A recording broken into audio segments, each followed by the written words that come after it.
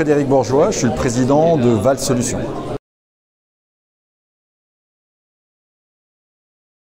Alors, il y a un an, quand j'ai pris mes fonctions, dans mon plan à 100 jours, on n'avait aucun projet autour de l'intelligence artificielle.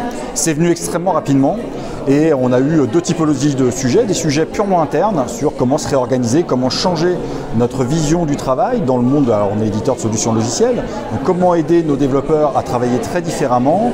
Et puis très vite sont venus les sujets sur comment aider nos clients au travers de l'intelligence artificielle à se réinventer, à se transformer. Dans le cadre de la certification, ils sont tous, les services de prévention et de santé au travail, en train de se réinventer.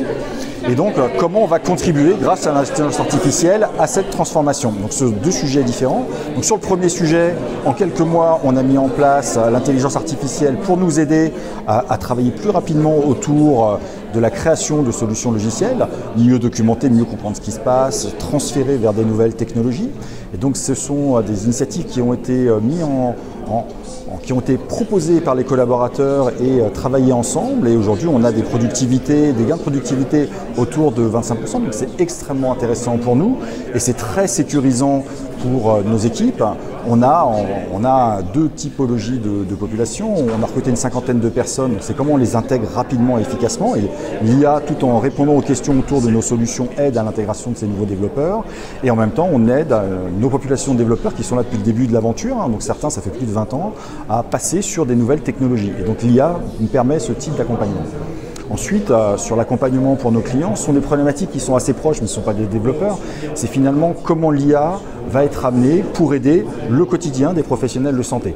Donc un des cas d'usage les plus simples, c'est pendant une visite médicale où on a une vingtaine de minutes de face à face entre un médecin et des salariés, comment je réduis au minimum toutes les tâches administratives pour maximiser le temps médical. Et donc l'IA va permettre de reconnaître ou à l'écrit ou à l'oral les différentes données à récupérer et donc remplir automatiquement le dossier administratif, libérant le médecin de ces tâches-là et lui permettant de se concentrer complètement sur le salarié. De même, sur la prévention, on voit qu'on veut accélérer la prévention auprès des petites entreprises, c'est 80% du tissu français, 50% des salariés, donc c'est extrêmement important.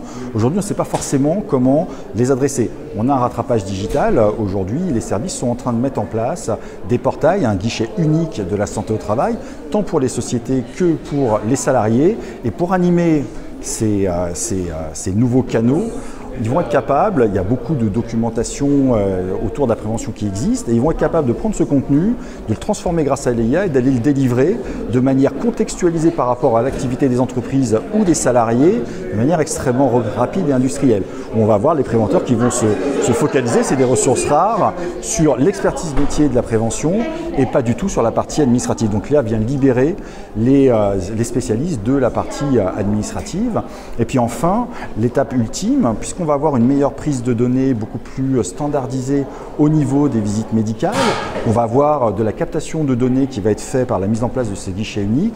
On va disposer de beaucoup de données structurées sur 100% de la population salariée en France, dont plus de 80% ou 90% vont bien.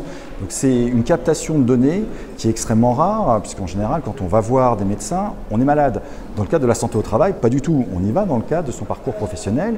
Et donc, on va cumuler des données de santé sur des salariés qui sont en très très bonne santé.